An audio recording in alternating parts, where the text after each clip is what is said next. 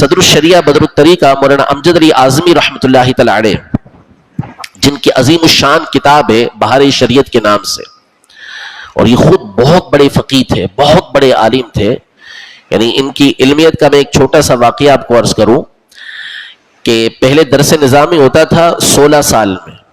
ہمارے یہاں تو ریڈیوز ہوتے ہوتے 8 سال ہو گیا، کہیں اور کم ہو گیا. پہلے 16 سال علماء پڑھتے تھے.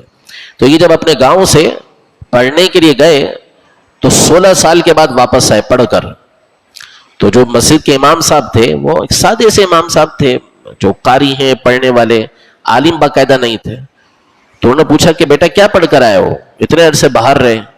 تو کہا حضور 2 رکعت نماز سیکھ کر آیا ہوں، 2 رکعت نماز سیکھ کر آیا ہوں 16 سال میں. کہا بیٹا 16 سال میں تو 2 رکعت نماز سیکھ کر آئے ہو، میرے پاس آتے ہیں میں تمہیں 16 منٹ میں سکھا دیتا.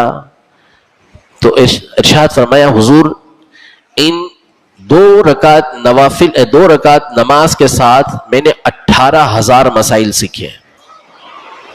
کتنے؟ 18,000 مسائل سیکھے. مبالغہ نہیں تھا یہ. اگر آپ بہار شریعت پڑھیں نا تو آپ کی آنکھیں کھل جائیں گی کہ وہ کیا ہے.